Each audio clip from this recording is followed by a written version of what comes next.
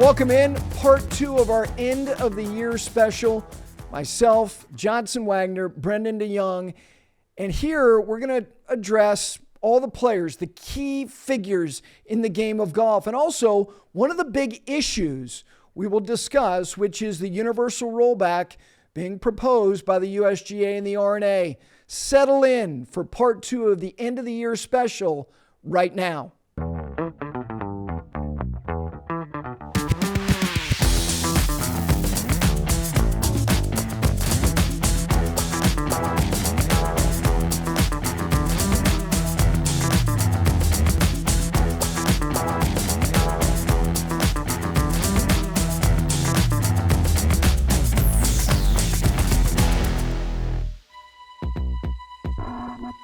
I think this is only a grip.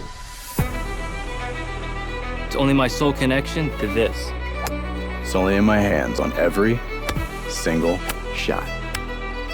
It's an extra 2 yards of carry when it matters most. Yeah, only a grip. Mine are only golf pride. Respect the grip. The Rory year, how would you describe Rory's 2023? Average for him. I mean, he won 3 times. Yeah.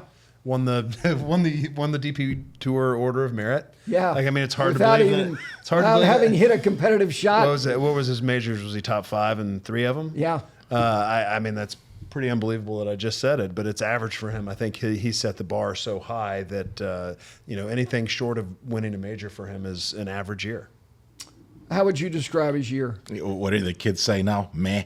That's just Is that what they say? yeah, meh. Like right in the middle. Very, very average. He set the bar so high for himself. Yeah, I think until Rory wins a major, he's not going to consider it a successful year. Yeah, and I think that he would concur with that. He would acknowledge that.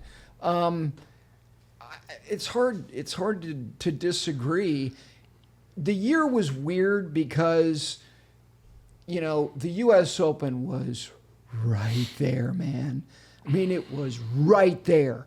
There are, the second at the Masters the year before, come on, man. I mean, he was never going to win that golf tournament. And the hole out, it's a great moment. It's nice. And he had the very odd throwing of the club. Golfers really struggle with celebration. Really do. It's weird. High-fiving, not a good skill. Anyway, U.S. Open right there. The other ones, he's hanging around. His role with the PGA Tour and with the policy board and being willing to stand up there and say, I hate live. And I'll be damned if they're gonna take away what we've built here. I applaud him for that. That's not easy. Not easy to be the public face. And oh, by the way, get burned and blindsided on June 6th for the most part. I mean, he may have known something the day before, but not much. Not much. I applaud him for that part. Not easy to compartmentalize your work with all this other stuff you're trying to do, to be the lead dog at a time where Tiger is absent and not being vocal and everybody else is kind of, puckering up and not saying anything. I give him big time credit for that. But at what point are we going to say, hey, man, the sand is running out of the hourglass here? When are we going to start to do that? Not soon? I don't think so. I mean, he's kept himself in such good shape. And He has. I'm incredibly happy that he stepped down from the PGA Tour policy You board. are. He had 2 years left on his thing. To your point, he was burned. I'd call it stabbed in the back on June 6th. He was the face of the PGA Tour. He has been forever, and he took that role, and they basically just spat on him. And so I'm surprised it took him as long as it did, but it just shows the kind of character he has. He's like, you know what, I'm going to finish out through the last meeting, and then I'm going to go ahead and step down. And I thought it was a brilliant move, and I think it's going to be better for his golf game going forward. Yeah, and Rory's one of those guys. He hasn't had to deal with any major injuries. Like, you look through his career, there's been a little niggle here and there, but no major injuries. 2015, the odd injury he had kicking a soccer ball, couldn't play in the Open Championship. Yeah, he hurt his back prior to East Lake this year, but nothing major. And as Johnson said, he's kept himself in such good shape. I think he's still got a really good, solid 6-7 years. before we really start saying, okay, maybe the time That's has totally passed for Rory fair. McIlroy. Physically, Yep. totally fair. Like you look at him and you go, the guy's got more firepower than anybody. Here's my approach to looking at why it's like, for how long can he keep doing this and not cross the line in a major? He is such an outlier when it comes to the guy trying to go from major number 4 to major number 5. I've mentioned this a couple times. I went back and I looked at every single guy who won at least 5. The average time it took in years to go from 4 to 5 is 2.5. He's going into his 10th. The only other person who it took more than 5 years was Peter Thompson, and that's because he only played one major. He played in the Open, and he won 5 of them. So he played in a couple majors in the United States in that time frame. So it doesn't even really count. You know, you can go through all of them from Tiger to Jack to Hogan to Phil, all of them.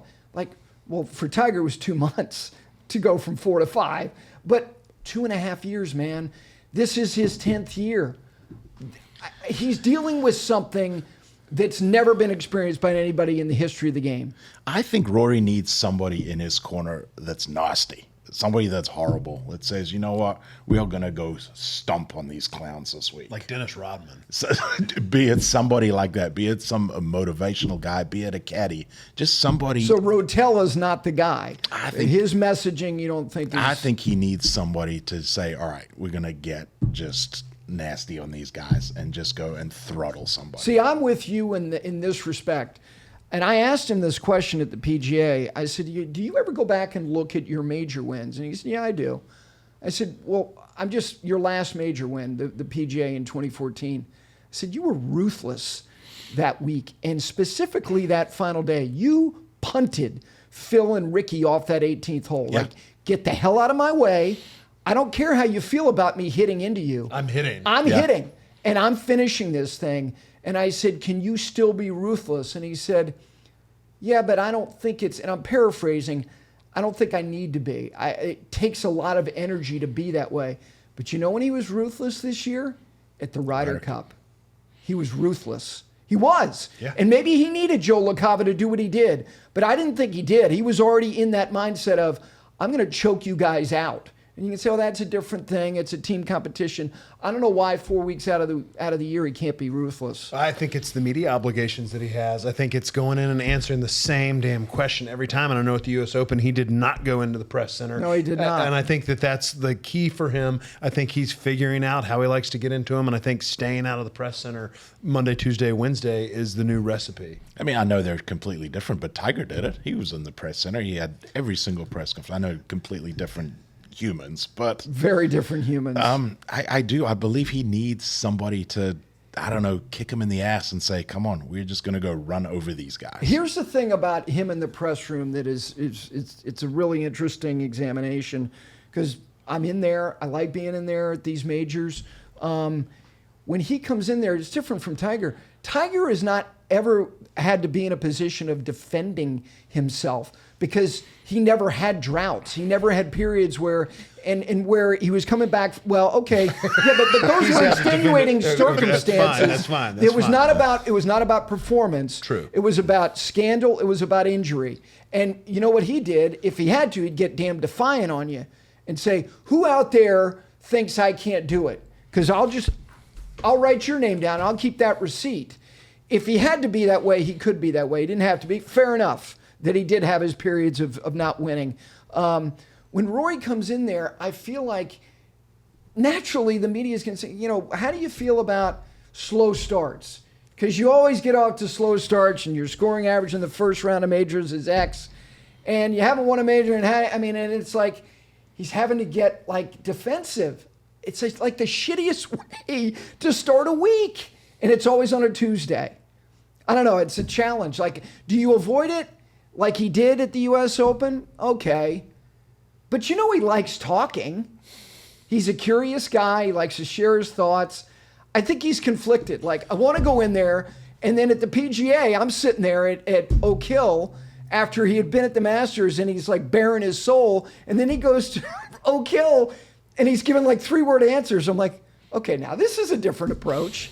I don't think I don't know what the answer is. One of the things we learned in rookie orientation when it comes to media, and not that we've had the experience that Rory has, is that you can create the narrative no matter what question is asked of you. You can create your own narrative and get out what you want to say. So he just needs to, if you're going to ask him, why has it been 10 years? Maybe he takes that on to, well, I've actually been working hard on this. So and I think he's done some of that.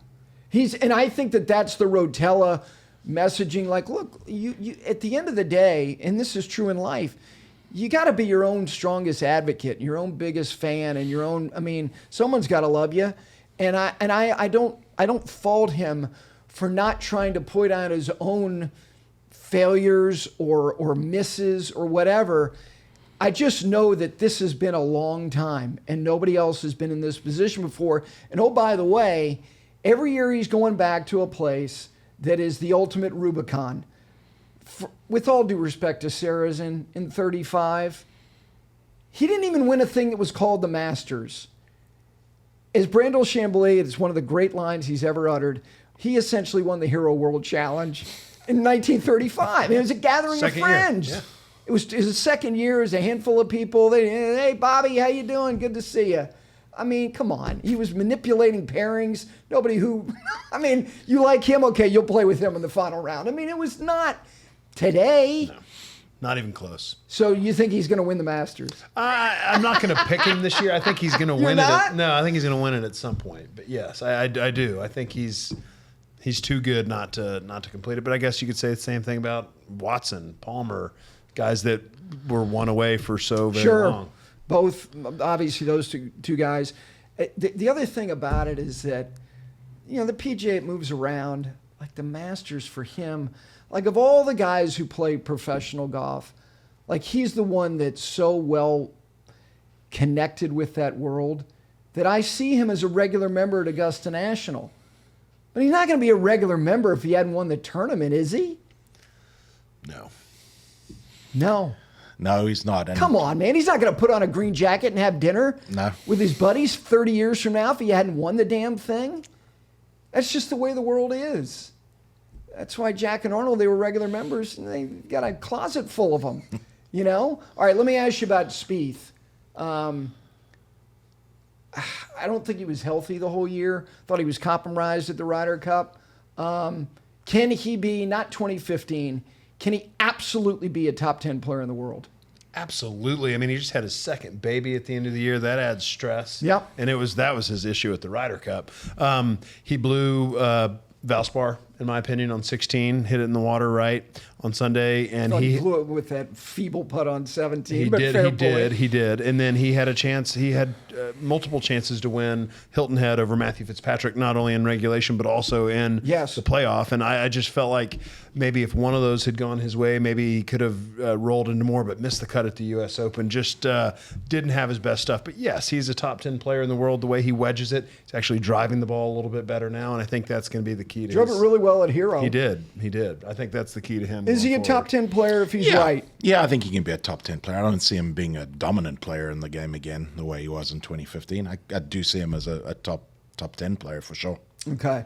I'm bullish on him. I think he's going to have a really good year. I think, look, life gets in the way of a lot of things, and the birth of another child, the injury he had with his wrist, I think, was nagging. I think he was kind of confused and frustrated probably by that. I thought he was compromised at the Ryder Cup for a lot of things, all the things going on personally with the birth of the child. I think he's going to win twice in 2024, and I think that he will find himself, as he always does at Augusta National, in the throes of it late.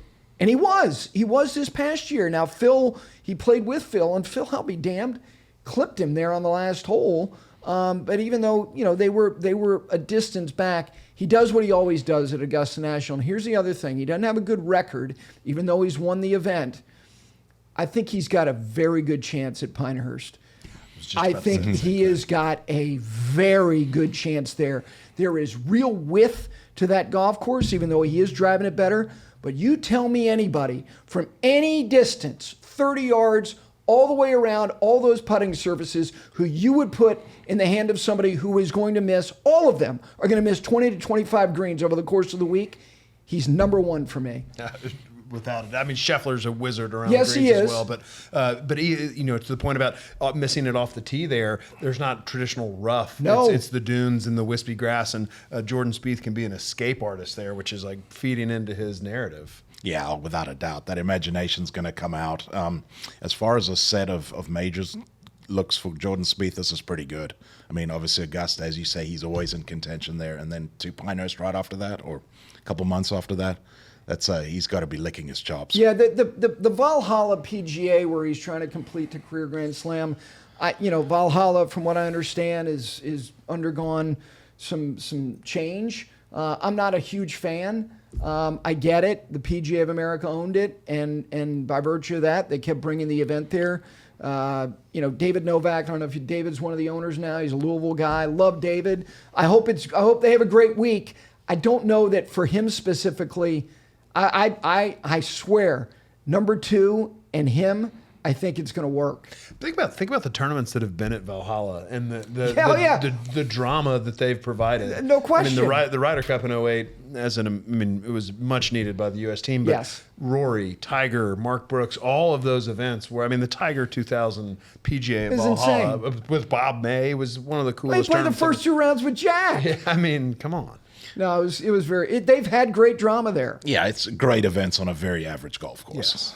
Yeah, I think that's a totally fair way to put it. Justin Thomas bounce in 24. Justin Thomas wins at least twice. I like what I'm seeing out of him this fall. I thought he played really well at the Ryder Cup. Justin Thomas is a resurgent player this year. Yeah, I think so too. I think he's trending in the right direction for sure. He looks like he's kind of rededicated himself as well, and you got to believe that this last year really took its toll on him, and he wants to bounce back in a big way. A couple guys that absolutely took big steps in different ways, and let me start with Homa, because got his first top 10 in a major. And you can say, oh, "Come on, really? We're going to start to celebrate that?" Look, everybody makes steps different ways in their career. A couple things: winning outside of his home country, good field, top heavy field. Where he won in South Africa at the end of the year. And he was absolutely, unequivocally, the most capable, most comfortable, best American player at the Ryder Cup. I think he has gone to another level. He's gone to another level, and when he won the Nedbank too, he didn't even have his caddy on the bag. Joe Greiner, he had gone over, was rusty, and the way he performed and the way he looked on Sunday of that week, his short game is next level. He can make putts, and the fade he hits is so easy, like Brendon knows. It's just it's automatic when he's on. Yeah, he's taken that next step, no doubt about it. As you mentioned, at the Ryder Cup, he was hands down the best American player, looked the most comfortable, looked like he was in it for the fight. And then I watched a lot of that Nedbank, and he's one of those guys I think that's going to continue to become more of a global player. He embraced the whole Yes. culture over there, threw himself into it all. I think he's going to be one of those guys that you will see at the end of every year go play in Australia, go play in South Africa, and I think that's huge, growing his brand globally. A couple things, like we were talking about guys who are valuable. Like he's a really valuable asset for the PGA Tour. He's funny. He's good on social media. It's actually him. It's not a team doing that. He's real. He gives you his thoughts about all things. And the way that he handled the last hole of his singles match, like you could see guys literally becoming totally unglued, getting too fast, trying to figure out what am I going to do here. Him and Joe went, okay, let's assess this. Took a penalty at a time where you're going, you can't do that. And he did that, and he got up and down. I think the guy he's great. He's great in every way. And he got knocked down, and he's worked his way up. And it Yes. seems like the progression of his career is on a really consistent path, and I don't see it slowing down. Hovland. Is Hovland that guy? Is he... Can he be number one in the world in 24? Is he unequivocally a guy that you look at over the next 5 years that if there are 5 guys better than him, something unusual's happened? Oh, without doubt. I mean, we've seen him throw his name now into the biggest tournaments. Had a great chance to win at Oak Hill. A little unfortunate there with the ball buried in the bunker. Played great. Where else did he play? Where else did he have a Well, chance he finished to win? third at the Players, 7th at the Masters. Obviously, he won Memorial. He did what he did in the playoffs. And then played the way in the playoffs. Yeah, he's one of those guys that his name's going to pop up in the biggest tournaments over and over. And I think just the work he's done with Joseph Mayo on the Yeah. short game, Yeah. like you have a guy like that ball strikes just the shit out of it. Yeah. And then all of a sudden now he's a world-class chipper. And then that's what he did there at BMW and Tour Championship. It really started to pay off, and it was paying off early, but it's that process. And that's maybe what we're looking at with Scotty Scheffler is that, okay, it's not going to happen overnight, but it's going to be the steady progression like Victor had over the summer with his short game. It was ridiculous. And now watching clips of him on social media, nipping it off of tight surfaces as opposed to chunking or sculling them, it's remarkable and inspiring to see somebody take a weakness like that and turn it into such a strength. Yeah, it is. And I thought his second shot of the first hole of his first match of the Ryder Cup was like the ultimate tone setter. Like, hey guys, watch this. I mean, I thought that was the ultimate. Hey, we're laying our marker down. Yeah, I mean, to that point, he's on the green in alternate shot and Yes. pulls out a wedge and chips it over a ridge so he can put more spin on it. You don't, like, you can tell more, but the amount of nerves that you must be feeling in that situation to have the confidence and the control over yourself to chip it off of the first green in a Ryder Cup. And, by the way, the first match out, too. Yes. Like, it was... Ultimate tone setter. It set the tone for the whole Ryder Cup. Yeah, it really did. I think he's. If I said to you, most likely to win a major in 2024, would you start with him? Or would you go Rahm, Scheffler, Rory?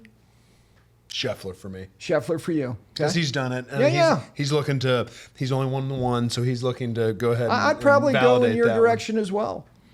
I'd go with Brooks Koepka. You would. Yeah. I mean, the way You that guy, son of a bitch. the way that You're guy the one who shows picked up. him. You're the one who picked him Yep. last year, and we're going, really? Yeah. Really? You're just trying to be different. Different and right. But if you want to ask the question, player to win a major that hasn't won a major Yeah, already, yeah. it's unequivocally Viktor Hovland. It is. Okay. When you look at we mentioned number 2, and we talked a little bit about Valhalla, but as far as number 2, I thought 2014 was weird. The guy made everything, and I'm talking about Martin Keimer, and it was such a yawner. And it was the first time people had seen the golf course with all the Bermuda grass stripped away, and it was fairway, of which there's a lot of fairway there, and then all the native areas. And you're seeing shots hit off fairways, and you're going, oh God, that could be awful. And the reality is that there weren't a lot of shots, particularly by the guy who was leading it and ran away, that you're going, oh God, he just hit it to 10 feet, and the ball had action on it. And I think it was really hard to get a read as to the way that golf course was presented to the players, because it was a blowout. And again, like I said, I'm watching shots and I'm going, okay, it looks like a bad lie, but the result kept being good. What do you think of number 2 this year? Well, I mean, I love number 2, and Brendon and I played North-South Amateur there for Yep. years. He's got a couple losses to J.J. Colleen in match play with me on the bag. You caddied for him in the North Well, South? I mean, I missed match play, so I had to go caddy for him, which I wish I had at least made What, it. a little Virginia Tech little carry bag? No, big bag. But number 2 is incredible, and I love the options it gives with the dunes and the sand areas. I just don't think that the native grasses grew in quite as much Yeah. in 2014. I think we'll see it a little more difficult, but that's what they want. They want, maybe you get a good lie, maybe you're in a footprint, Sure. maybe you're up against the back of a tuft of grass. Yeah, I agree. I played that U.S. Open in 14, and that's exactly right. The grass hadn't grown in, and honestly, I don't remember a bad lie when I missed one off the fairways, and we saw Martin Keimer. I mean, I don't think he ever had to really think about going out sideways, or never really had a bad shot. I think it's going to be a little bit different now. The golf course has grown in some more. There's some more penalty when you do spray it off the tee, and I hope that's where it ends up. Yeah, the truth is that you guys, if you can get some integrity to the strike, you're going to produce a good shot. And when you put people in really dense Bermuda grass, that's not the case. And as much as I love the way it looks, and I love playing it this way, I didn't, it turned into a Bermuda grass farm is what it became. I love what Corin Crenshaw did. I thought it was bold as hell that the resort said, we're going to do this. And it's worked out well for their business. The other thing is that, fans, you better get used to it. every 5 years they're going there. Well, Are you cool with that? I'm very cool with it. I think Okay. Pinehurst is one of my favorite places. I mean, my son plays a lot of junior golf, and in North Carolina, the road to high-level junior golf goes through Pinehurst in the state of North Carolina. So I love the resort. I love everything about it. It's, some years it's going to be harder. I know it was brick hard and firm and fast that year in 14, but the edges of those fairways are just repellent. Yes. You can't land on the edge of a fairway when they're firm and keep it there. So I think that we'll see it play harder and harder, and I love it being there, primarily because I can drive to it. Yes, me too. Love it. Love everything about it. And I'm thrilled. And obviously with the USGA and their new golf house, which will be, I think it'll present itself in a beautiful way for the people who are there and obviously the people who watch. How about Troon? Feeling about Troon at all? I don't know enough about it. Obviously, I watched that duel between Mickelson and Stenson back in 16. Yeah. And that was unbelievable. Some of the best golf I'd ever seen. I don't know enough about the golf course. I know it's obviously one of the iconic venues that they keep going back to. It's very crude, and I don't mean that in a bad way. It just is. I mean, it's straight out and loop and straight back in, and you got a little kind of like a trailer park right next door. You got giant planes landing. It is like planes, trains, and automobiles. I mean, it's not the most aesthetically pleasing looking place, but it's a proper. I mean, it is as proper a links as it gets. It's out and in. Do you think that's the west coast of Scotland in general, or is it just that? Look, Turnberry's right down the road, and Turnberry is as beautiful and as regal a place as there is, and Troon just isn't. It just isn't. I mean, I love it. I love the west coast of Scotland. I don't think it necessarily is a reflection of that immediate area. Western Gales is right there. They have a lot of qualifying events that are obviously there. I think the golf course is good. It's produced interesting Open Championships. 16, you can't ask for more. But if it's not like the old course, but if the wind doesn't blow at a place like that, it can be undressed. Seriously. Like they did. Yeah, they absolutely did. Yeah, and look, it happened at Birkdale. It's going to continue to happen at all of these places. I think it'll be great. Let's tackle the Tiger question. How do you tackle it as far as him in 2024? What's a reasonable way to look at Tiger playing golf in 2024? I thought it was very promising when he came out and said, I'm going to try and play once a month. I think that's more than a lot of people thought he was going to play. I thought he looked pretty good this last week. He sweated a lot. Yeah. He's yoked. He is jacked. He's figured out that he's going to have to hit the ball a long way with his upper body, and you could see there he was totally jacked. But yeah, I think that's really promising. When he came out and said that, I think everybody was thinking we might see him for the 4 majors, and that's it. Isn't that kind of what he's saying other than maybe, look, we thought he'd try to play Genesis because it's his event, and then a Players or a Bay Hill to get a start in March. I mean, look, him saying I can play once a month, I don't think that means January, February, March, April, May, June, July, and August. I think it means let me try to play in LA. If I can play the Players, great. And then if I can go 4 majors, then that's what I'm doing. That's kind of my interpretation of it. When was the last time he played 4 majors, though? I mean, it's been a long time. He skipped the U.S. Open a couple years ago. I don't see him playing all 4 majors, but I do see him. You don't? No, I don't. Which one would he not play if you had to guess? Probably Valhalla. Yeah. I mean, I don't know. He had success there in 2000. Yeah, I know, but that lot changes. Like I wouldn't. It seems like a tough walk as well. Absolutely. Yeah. Like if you said, well, he can get a start between Riviera and the Masters, where would you tell him to go? I'd say go to the Players. Are you kidding? Don't go to Bay Hill. I mean, he's won. I understand that, but to me, the Players, he's a great tactician to begin with. I think as he's evolved, like that plays point to point for him now. And ripping long irons off tees. And it's flat.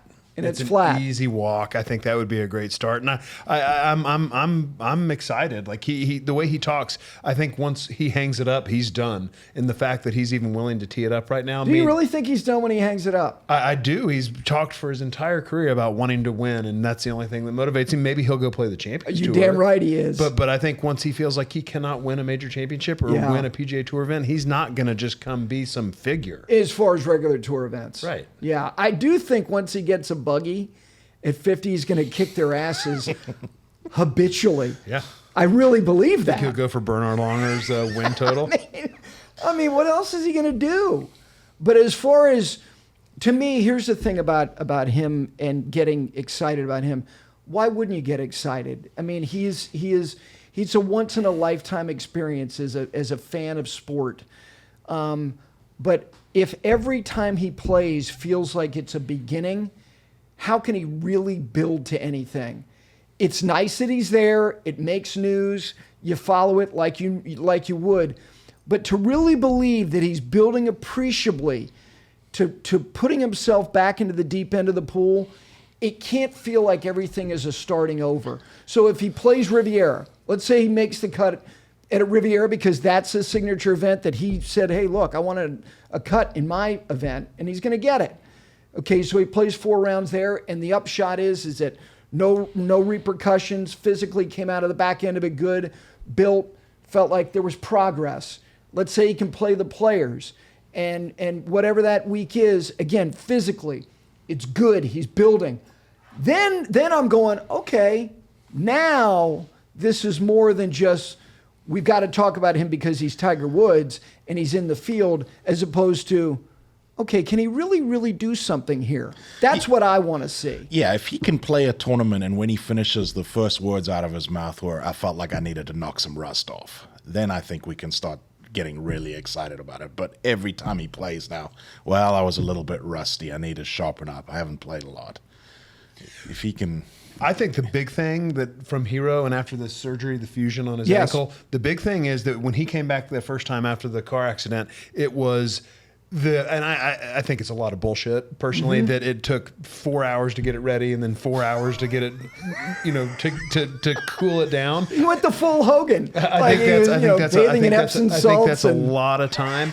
But I think after Hero World Challenge, it didn't take him as long to recover, and I think that's the key to him being able to play consecutive events and starting to get that momentum that you want to see, that you so eloquently talk about going into the 2019 Masters. Is that you don't like when I go through the build? No, I do. There was build. There's always build. But I think that's what you're looking for. Yes. And I think given the fact that he's recovering faster and better now, I think we may actually see that. What would your 4-hour recovery look like?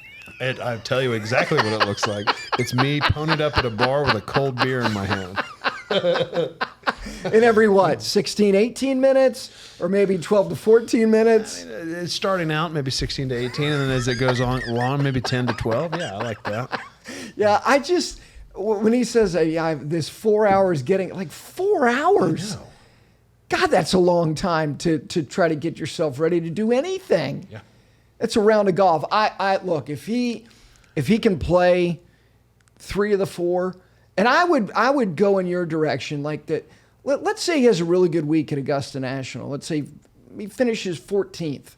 Like really, he's going to crank it back up 4 weeks later in Louisville, Kentucky.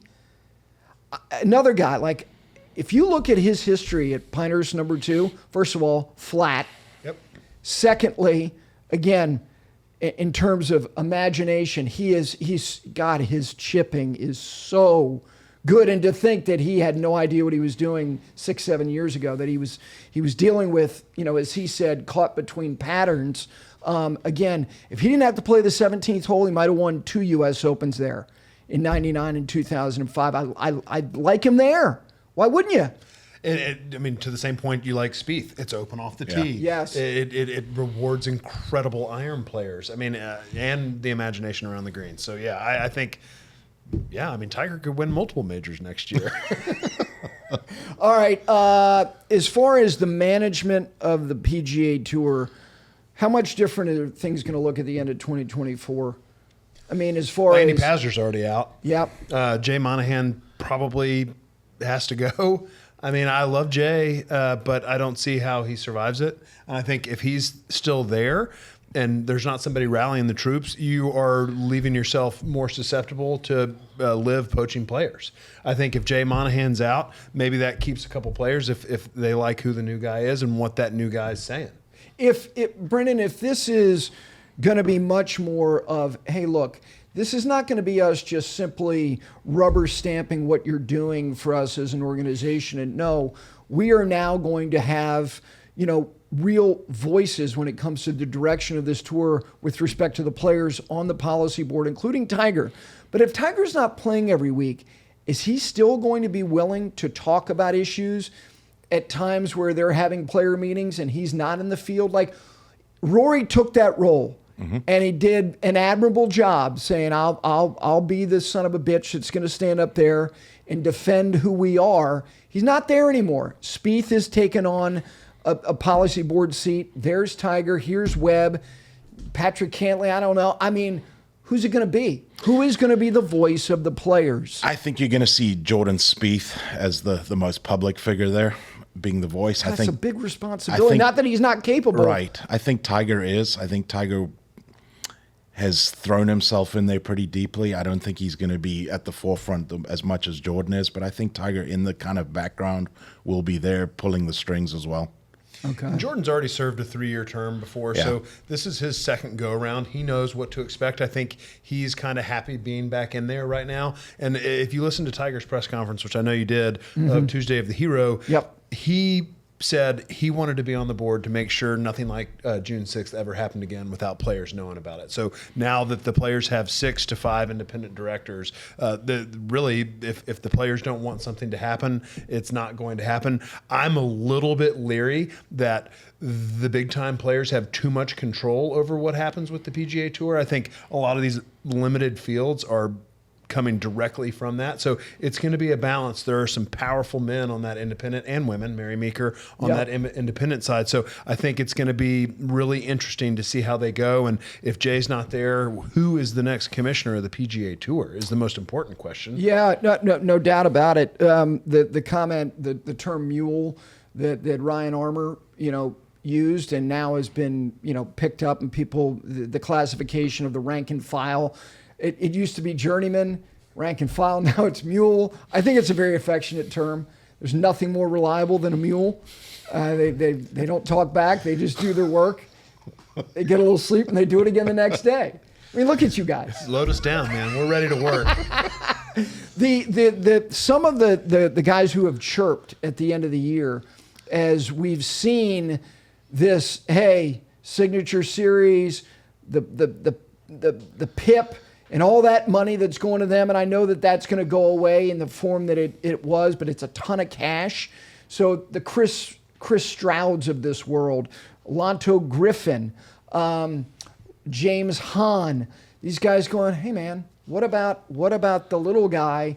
It's important that those guys, those guys continue to have not only a seat, but their voices are heard, not just simply, dismissed. Don't you think? It's important to me, but now that I've gone to this side of covering golf as opposed to playing it and being a mule, I've taken a completely different look at it. Yeah. And my last 4 years on the PGA Tour, I played out a 126 to 150 status. Yep. And I was grateful just to have starts, right? I could count on 15 events, and I was thankful to have the ability to go make money. And so when I look at guys like Chris Stroud and James Hahn and Lanto Griffin, they're not bringing anybody other than friends and family to the golf course. Totally fair. Or eyeballs and you're on not them on being TV. mean. It's just the truth. It's fact. Yeah. It's fact. And I hate the adage, if you want to, it's play better. We were on the nationwide tour, and I, narrowly missed my card and then narrowly missed it at Q School. And it's like, well, you know what? Play better. And I did. The next year I went out and I finished second. He got through Q School. And guess what? We got to go to the PGA Tour to prove what we could do.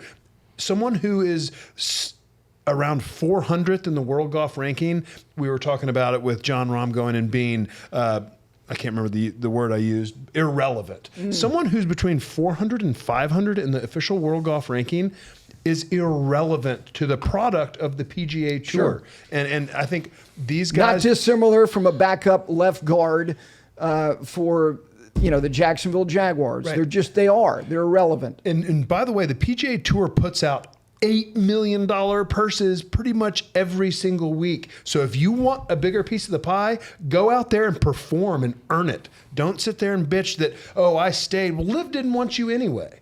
So if they had wanted you, they would have paid you and you could have gone, but they didn't. So now take advantage of the $8 million purses that we play for every week and go win one of them. Look at you. I You love have it when you get absolutely fired gone up like that. You've gone full I love it. dark side television gas bag. I have. Seriously. Let me ask you, when you did hear someone say, play better, what did you want to say to them, or what did you say to them back in those days? Fuck all the way off? I didn't want to say it, but yeah, basically no. But it's true, and it hurts to have someone say that to you. But Yeah. you can always play better. Sure. I mean, Yeah. always. There's always a carrot dangling in professional golf. No matter what level you get to, there's always that one little level. At least for the mules, maybe not for the number ones, the top tens, because you reach that mountaintop. There's really no other place to go. But for mules, you can get into the signature events. Oh, wait a second. Now you can be top 50 in the world. You can get into the majors. You can do this. And so just keep playing professional golf as a journeyman. It's a mule and there's a carrot dangling in front of you, and that's what gets you to work. Yeah, I don't appreciate any of these guys less that are between 75 to 175, whatever. But the reality is that like every sport, stars drive the product. They drive the interest, they drive the advertising, they drive the sponsorship, they drive the purses. They just do.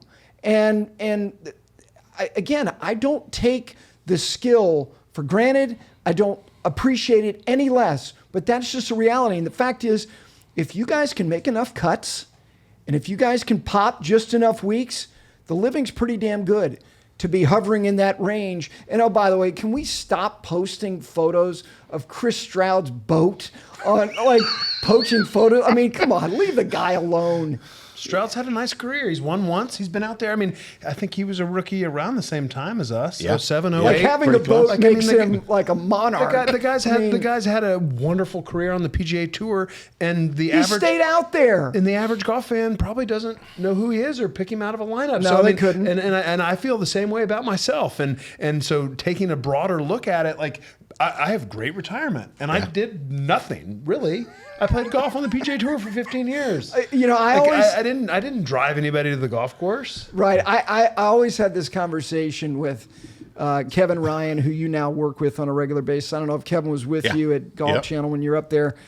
And we always wanted to talk about the guys who had the best existence on the PGA Tour, the ones who were good enough to make good money, but never were asked to speak to the media, could change their shoes and walk right out the door, walk down the street, never get approached for an autograph. A life of anonymity, but a pocketbook of, making a couple $1,000,000. It's a pretty nice life. I mean, the overwhelming majority of people who play professionally, and by the way, I asked this question of Lonto Griffin when he won in Houston. This was 4 or 5 years ago. I saw him and I said, I don't, this is not to be insulting. I'm really interested. Hey, do you think you would ever hit a shot on television live? And he went, that's interesting. Last year at the Farmers, he said, I shot 65 on Saturday, and I could not wait to turn my phone on and see all the messages. And he said, you know how many I had? Fucking 0. He said, so I knew that nobody had seen me hit a golf shot. So the answer was, until he won, he didn't think that he'd ever hit a golf shot on live TV. There are a lot of guys who make a lot of money who have never hit shots on television. That's just reality. That's an interesting way to look at it, and it's so true. Like watching golf now from a totally different lens. I have a lot of friends that are on the PGA Tour, and I find myself not really paying attention much on the computer because they're not on television, much less live. Yeah, I do think that. Look, like we talked about earlier, I think it's really interesting when you have events that some events there's weight because of the historical significance of the accomplishment. And every winner goes into a history book.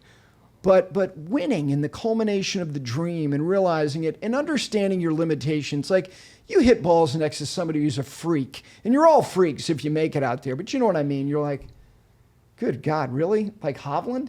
Like, can you hit it out of the center of their face like for the 1,000,000th time in a row?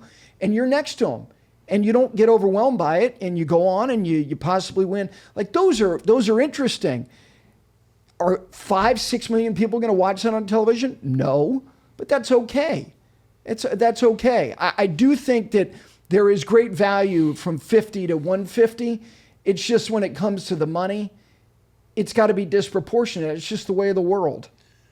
Which is the way the purses are on the PGA Absolutely. Tour. Like the model is fine, and I'm fine giving the top players a little extra bonus, and hopefully some of these guys, if they want to buy an equity stake in the PGA Tour, they can. I mean, that seems like a good idea for whatever. I don't know how you're going to get money out of it, but I mean, like, give guys ownership in their tour. Okay, since you now are both just total media gas bags, let's see how closely you followed what guys were saying all year. I'm going to read you a quote. You tell me who said it. Okay? Why are you laughing? Because you don't read? Yeah. All right. I'm getting closer. When I do finally win this next major, it's going to be really, really sweet. I'd go through 100 Sundays like this to get my hands on another major championship. Who was that? I know who it is. You do? Well, go ahead and say it. It's Rory. Yes. Yeah. It didn't hurt that I saw his picture right there either. Okay. Good grief. Amazing. That's how I got Can we through call college. it? Can we call it two-stroke infraction? I got the Patrick Reed of 5 clubs. Oh, don't sue me, Patrick. All right. Here's another one. I've always learned more from when I finished second, I guess, than the ones that I've won. I think failure is how you learn. You get better from it. You realize what mistakes you've made. Each time I've had kind of made an adjustment, it's more mentally than it is anything. It's not really golf swing or anything like that. You know who that one is? I mean, I have a guess, but I'd like for you to have a guess. Jordan Spieth. Ricky Fowler. Brooks Koepka, after winning the PGA. That's right. I remember that. Now, I omitted when he said finishing second for the 4th time, because that would have been too much of a tell. All right, who said this? There's a really strong culture on the European team. It means about representing something bigger than yourself. Paul McGinley. It's a good guess. Luke Donald. Another good guess was Justin Rose. And that was in the winning press conference by Europe. As an aside, I think the European Ryder Cup team, the team thing is weird because the team changes a lot. As a franchise, I think it's one of the great sports franchises of the last 40 years. I mean, seriously. It's well said. In a sport where team is not associated with the pursuit, for them to do what they've done, substitute all the names and all the captains, and it's... I find the European Ryder Cup team to be a hell of a franchise. Where do you put them in relation with like the New England Patriots? It's right up there. Again, it's not an easy discussion to have, but I think it's worthwhile. Like, what is it rooted in? And I think the word he used, which I think is overused at times, culture. But I believe this, and I talked to McGinley about this after the Ryder Cup. The All Blacks, the great New Zealand rugby team. It's a culture. It's a culture of we are caretakers. I wear this jersey and I wear it proudly. I'm not entitled to anything. I am personally responsible to all of you. This is not about me. This is about us. I love that. What's the book? Is it Legacy? Yes. Look at you. Mm-hmm. Very impressive. All right, last one. I think it's the most atrocious thing you could possibly do to the game of golf. I think it's the most unimaginative, uninspiring, game-cutting thing you could do. That is somebody talking about Justin the ball Thomas. rollback. It's a good guess. Jordan Spieth. Bryson DeChambeau. What was that? Was that a sneeze? No, excuse me, I sneezed. Gesundheit. All right, we're going to finish with that. I know you don't support the rollback, do you? I'm more in tune with it. I like it across the whole game, personally. You do? I do. I think in 15 years... Proud of you. In 15 years, we're going to look back at this, and it's not going to make any difference. Remember when we went from square grooves to V grooves? Just such a non-issue. There is not... I can't imagine anybody who's going to stop playing golf because the ball goes 5% shorter. I couldn't agree with you more on that. And so I think for the good of the game, and I like what the USGA said when they first announced this back earlier in the spring. This is not about the next 10 years. This is not about this generation. This is about 60, 70 years down the road to make sure that the game of golf is still in the right place. What are your thoughts on this? Yeah, I agree with that, actually. And I agree with what Rory says. Amateurs aren't going to be able to tell you. They're not going to see a difference. You mean the same guy who fishes balls out of the lake Exactly. and puts it on the next tee? Yes, he's not going to be able to Which tell you. is not, that person is not the aberration. They're the norm. Yes. The guys who, and I respect anybody who wants to go out and pursue this. It's fun. It's redeemable. It's a great activity. It's given me a great deal. But the idea that people are going to play less because if you did not tell people, I'm not talking about the nut jobs who watch these shows. I'm talking about the overwhelming majority of people who play. Hello, everybody. If you changed their ball and they went out there, I'm talking about the majority of people, they wouldn't even know. They wouldn't know. Not a chance. And again, I'm not talking about the people who watch these shows. It's when it's cold, when it's 50 degrees, ball flies 5% less than when it's 75 degrees. So do you not play when it's 50 degrees because your ball's going to go a little shorter? I saw a guy today said he lives at 6,500 feet elevation. When he comes down to sea level, he sees like a 15% decrease, and he loves it because he can curve the ball more and he's got different numbers. Like there's nothing you can say that would change my opinion on the rollback. It's going to be a great thing for the future. The only thing that makes me sad is for a company like Titleist, who has spent their entire... They are the golf ball. There is only one ball in my mind, and it's a Titleist ball. And so now all this research and development is going to get stunted. But I'll tell you what they'll do. They'll make that ball under that, whatever the classification, as best as they possibly can, and they'll try to innovate going forward with those new limits. Of course they will. They're the standard, and they will. Is there cost associated with this? Yes. Similarly to the cost associated with water, land, maintenance, work hours, all the stuff that has gone with the increase in distance has been required to build a back tee for the vanity players who go back there 4% of the time, but that back tee still has to be watered, still has to be cut. Who's paid for that through the decades? The consumer has. The consumer, because the membership is either doing an assessment or it's somehow, some way, that cost is being passed off to the people who play the game, who are most likely not going back there. And the most important point you said is that I understand it's part of who we are as people. How's this going to affect me? God, just for one moment, look beyond yourself. This is about 50 years from now, 70 years from now. I was looking up when Tiger lost in the U.S. Junior in 1990, at Lake Merced Golf Club in San Francisco. It was at a yardage that was 9 football fields less than what the U.S. Junior was played at this year. 900 yards shorter than where they played Daniel Island this year. That's not the Tour Championship. It's not the BMW Championship.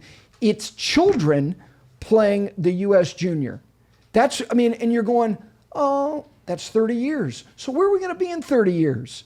If there is not guardrails put in place for this. I don't want people to enjoy the game less, but there has to be some preservation. Every sport has guidelines. What, you think a tennis ball has no regulation? You think a football has no regulation? The way tennis, the serve had gotten out of control on the men's side. It was ruining the game. It was ruining the game, and they slowed down the ball and the racket to the point I think Andy Roddick had the fastest serve ever recorded, and that was probably 20 miles an hour faster than the fastest serve from this year, roughly. Yep. I mean, like, it happens. Yeah, Look, if we're going to have this discussion, and I understand the stakeholders in the game, of the people who manufacture the balls, the people who are worried about the enjoyment of the game, and is it going to be less? we can have this conversation. Let's do it reasonably and sensibly. Let's not call people curmudgeons and bitter and architectural geeks, and those are the only people who care about, preserving it or whatever. Let's be adults about this. I hope we can, because we have some time. And oh, by the way, for everyone who says, I can't believe this is such a knee-jerk reaction. No, it isn't. This has been going on. The USGA and the R&A have been totally transparent about all the information that they have been presenting to the public, including the comment periods that have gone on for months and months and years associated with all of these studies. The Distance Insights report was released almost 5 years ago. This is not something they determined 3 months ago. So anyway, listen, boys, last thing. A gift that the game gave you this year as we wrap up the year. Brendon, what is a gift the game has given you? Honestly, in 2023. The enjoyment in the game again, and It's nice to see. it really is. And I mean, I'm not going to get all sappy, but Why not? Spending a lot of time around you guys that have an absolute affection for this game, love everything that it's about, has maybe rubbed off on me a little bit through osmosis, and I'm starting to enjoy golf again. You're playing with friends. You're taking Yeah. trips. Yeah. You're laughing at yourself for being pound for pound the shortest player in the game. That was something you said, not me. I'm just repeating. But it's truly to see him playing the game and enjoying it and getting out and playing golf with you again. It's got to make you smile, doesn't it? We've played hundreds of, maybe 1,000 rounds of golf together over our years. And last week when he called and he's like, "Hey, you want to play golf on Wednesday?" It was I have the chills thinking about it right now. Yes, I want to play. Did you say, who is this? And after we played, I was dropping him off at his car and I said, "Hey, you want to play again tomorrow?" And he said, "I do." So we played back-to-back rounds. We got a tournament coming up in a week down at Calusa Pines. We're not going to play very good, Sweet. but we're going to have fun doing it. Nobody will out-fun you two at Calusa Pines. How about you?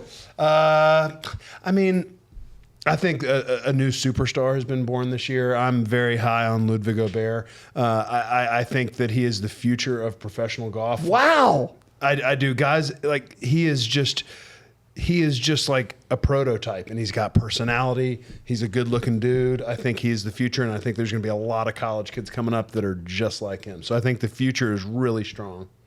But how about for you, though? What did the me? game give you this year? It gave me Brendon. Giving him back as a companion. Yeah. And, I'm actually at peace this year for the first time in a You while are. with my golf game. At the end of last year, I was stressing about trying to play. And now that I kind of put playing professional golf on the back burner, I think I am so less stressed about the state of my golf game. I still have my moments where I have the driver yips that stress me out. Yeah. But really, as far as life goes, no stress when it comes to golf. That's awesome. I mean this sincerely. Look, I'm appreciative to be able to be around the game. I greatly appreciate you guys, because what we want to do here is hear from people that people respect, and appreciate their viewpoint on the game. And we're lucky here to have contributors like yourself. The fact that you are deciding, you know what, I want to talk about the game, and I'm gonna make the effort to go to St. Augustine and be on PGA Tour Live and get in studio and advance myself in that point. You obviously are becoming somebody people are going, wow, he's really, really good, and your profile is only going to continue to go in this direction. But you two, Jay Billis, begrudgingly, I acknowledge that we value him, not much, but some. Obviously, Gil, Emma Carpenter, our entire staff. It's a gift to see you wearing that logo, and you as well, even though you insist on having Millar on your chest. I thank you both, not only for this time, but the indulgence of being a part of this team. You guys you have busy lives, you have families, you have careers that are going in different directions. Thank you. I greatly appreciate it. Thank you, Gary. Yeah, thank you very much. Well, from all of us here at Five Clubs, it's been an eventful 2023. We cannot wait for 2024. Happy holidays to everybody.